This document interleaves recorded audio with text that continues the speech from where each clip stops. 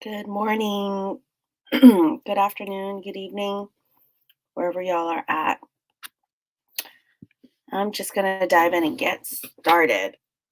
Today, we're talking about the hidden cost of not getting help, not only as an Asian healer or a therapist, but just as a, a professional, period. I know that a lot of getting seeking help, getting help from any professional is even as a professional, even as like someone who's a health practitioner, getting help can feel extremely uncomfortable. Um, I work with some healers in my practice, and a lot of folks just, what I notice is we come in and we ask for help when we are in crisis, when we are in the middle of our emotional tornadoes, not before, but like in the middle of. And we are maybe not even more proactive than our own clients are. Some of my clients are not going through, some of my non practitioner clients, they anticipate going through struggles and they come in way before then to see me. And some of my health practitioner clients are folks, and I identify with this too. Like um, years ago, I like waited until um, things were getting so hard in my marriage to seek marriage counseling or relational counseling. I waited until I couldn't wait anymore to like find someone to help me with um, my attachment wounds and my individual work. And that was something that, like, that's something that sticks out at me in my history as like an Asian American, Chinese, like American child of immigrants. In my family, we just don't seek support. We just don't seek help. We don't ask for help. We don't share about anything that's going on in our like struggles with anyone outside of our family. And that is like an extremely common thread amongst in our culture. And that's something that for me, I am actively trying to disenroll in culturally. So asking for help could look like finding a coach to work on business strategies or inner work and a combo of both. I could look you could look for a life coach to help you with like the intersections of entrepreneurship, business strategy, inner work, which is what my group coaching program is for. You could look for a therapist or a healer for a specific, um, trying to work through intergenerational trauma. You could work through like relational conflicts with a relational coach or a therapist. Either way, I think there's so many excuses that I've made in the past for me not getting help sooner. And maybe you'll relate to some of them. My first excuse that I made was I'm so afraid of failure. Like, if I create different streams of income and get help for that, or I'm trying to try something new, the disappointment and um, possibly risking more financial struggles is real. Like, I could relate to being really nervous about that. Hi, Natty Rock. Another excuse that I've made in the past for not getting help is I just don't have time. I have a high caseload. I'm burnt out. I was overwhelmed with like having kids. I don't have time. And there's not enough time to dedicate to myself, not enough time to dedicate to growing my business or exploring new avenues of income or doing the inner work that is associated with like moving towards my goals.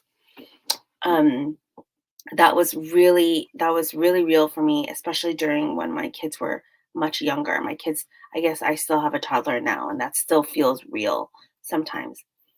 Perceived lack of expertise. Like, I don't think um I like, for me, when I think of like pursuing coaching for business strategies or like growing in my marketing, growing in my business, growing in my inner work, not getting help for that, my excuse is, well, I just don't have what it takes to create a group coaching program, or I don't have it what it takes to create to be like a public speaker, or to have a podcast, or to like have a course that I could offer to folks. A lot of therapists offer courses, they offer trainings, they offer like coaching.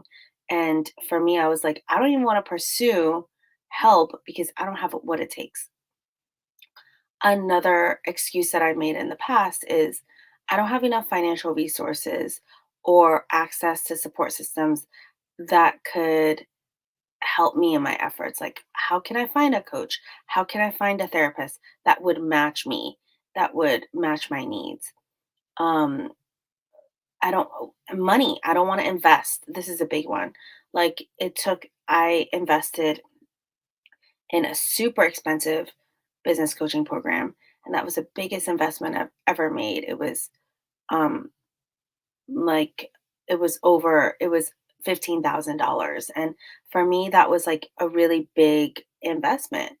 And I was like, I had to get through my scarcity. I had to like really sit down with parts of me that like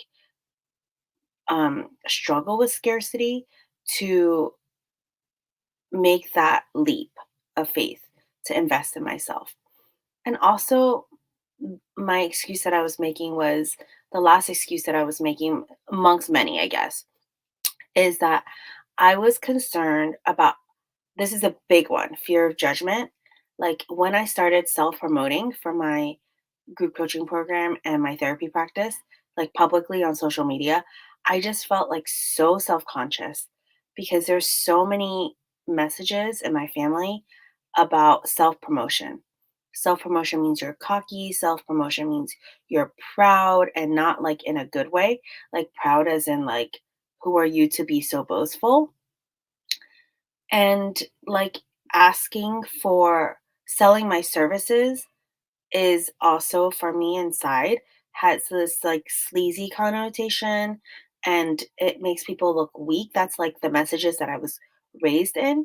And so for a lot of folks that might be struggling with um like possibly self-promoting, that was a big roadblock I had to overcome. Um Something that I was afraid of, like a lot of us might be afraid of reaching for help because, and maybe you'll resonate with the reasons why I was afraid of, was I was afraid of being vulnerable. Like when we are in a position where we need help, that is extremely vulnerable. And historically, in your childhood, a lot of us have asked for help, have not gotten good responses from our caregivers. Maybe they've rejected us, maybe they've like told us that asking for help is weak, and maybe our family, we never saw our family ask for help. There's like not a template for vulnerability in our family. And we as mental health professionals who are parents to our parents and are the ones that are really used to giving help and not receiving help. Receiving help is really vulnerable because it can cause us to feel like we're weak, or um, going against our like safety of being self-reliant. And self-reliant is our way to create protection and safety in our past and present. And so letting go of that and asking for help is really difficult. And I understand that on a deep, deep level. There's also stigma surrounding like mental health and receiving like help because of our struggles with our burnout or depression. And despite being mental health professionals ourselves, we still might internalize stigma and shame around struggles that makes it challenging for us to reach out for help. And with um like another thing that we could be afraid of is that like we are so overcoupled with our therapist identities that as healers, we believe that if we ask for help, we we should have all the answers already. We should know um what to do. And it goes against our identity to ask for help because it bucks expectations that people have for us as healers. And so with this like overcoupling of my identity with my therapist self, it causes me to be like, well, who am I to ask for help? I should know better. I should know what to do already. Instead of seeing help as a way to deepen our connection with others, which we can't do on our own. We literally can't connect with others while being self reliant. And I want to talk a little bit about what do we have to lose? What do we have to lose in asking for help? And the real like loss in asking for help is like it could negatively affect your like ego. And that is tied to the parts of us that desire, that like feel like really tied like to our professional reputation, and the parts of us that worry that others might question our competence as a result of asking for help. Even if asking for help is like totally confidential and you're like going to a therapist that won't share about like, oh, this person's like my client, it's still really vulnerable to like be seen as a healer asking for help from another therapist, that and that therapist you might like we might feel like, oh my gosh, my reputation is at stake even if it's with one person. Another thing that we have to lose is our sense of independence and self-reliance. um it's not like I am doing away with my independence, self-reliance when I'm asking for help, but I literally feel like sometimes it can um feel like I'm letting go of all sense of control in that area when that control has been the way that I have perceived being safe. Self-reliance and independence are huge in like our culture as not only Asian folks, but like Asian Americans, Asian Canadians. That has been like embedded in us. And I think that's lost through immigration. Like in our home countries, we were more collective than we are now. And I think immigration trauma has caused folks in our ancestral lineage, or mainly our parents, grandparents, to really rely on the nuclear family. And that's not the way it was supposed to be. It was not supposed to be that way, where we only rely on the nuclear family. It is really important that we like go beyond the nuclear family. But in America, as Asian healers and Asian Americans, we have been taught to be suspicious of each other versus reliant on each other. Another thing that we have to lose is like when we ask for help, it can create a power dynamic shift in our relationships. And like it could potentially feel, and this is not true, but it could feel like we're like, um, how do I put this? Like it could create a sense of like, oh, I am no longer trustworthy. I'm no longer someone that people can rely on if I'm asking for help. And that is something that's like also um something that like is a false belief. I know that like a lot of us might believe that, but it can be so like hard to shift out of our therapist persona in order to step into like a human persona, an embodied human asking for help. What is the cost of not taking action and asking for help, whether it be like business coaching, interpersonal work, intrapersonal work? What is the cost emotionally? Well, we're already stressed and burnt out. And what will happen is you'll will continue to be stressed and burnt out, will continue to be like totally exhausted and overwhelmed. And the thought behind being stressed and overwhelmed and um like the thought behind that is like, oh, if I just slow down, if I just take more vacations, I'll get better. But actually it requires like active recovery to not get back into that burnout again. Because the parts of us that have been conditioned to work beyond our capacity are still going to flood the system if we don't address them individually. And also, like the cost of not taking action and getting help is isolation and loneliness.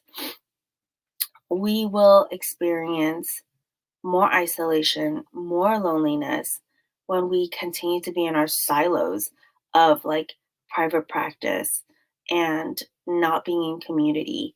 And social isolation is, I believe, something that's like one of the largest um, causes of depression and anxiety in our mental health right now. And mental health clinicians are no exception.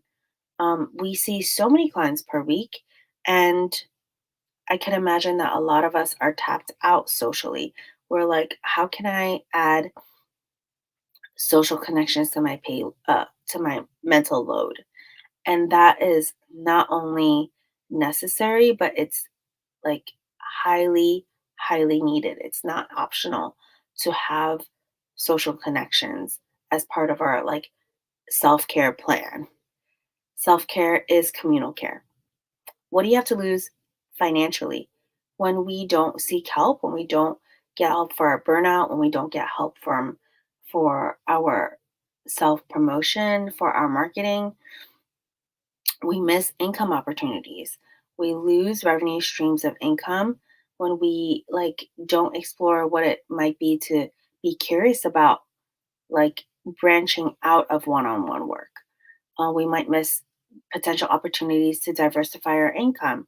We might like miss out on opportunities to create a more sustainable living, to actually retire. How many of us actually have the finances to put into our retirement accounts? I don't know a lot of us in private practice that have that capacity. It's really hard, it's really rare.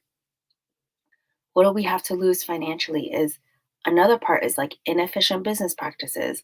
When we don't seek guidance in helping with our business, our marketing, our strategies, and our inner work and how it intersects with that, we could lose a lot of potential resources, lose a lot of potential revenue, and time wasted on like trying to do the things all on our own.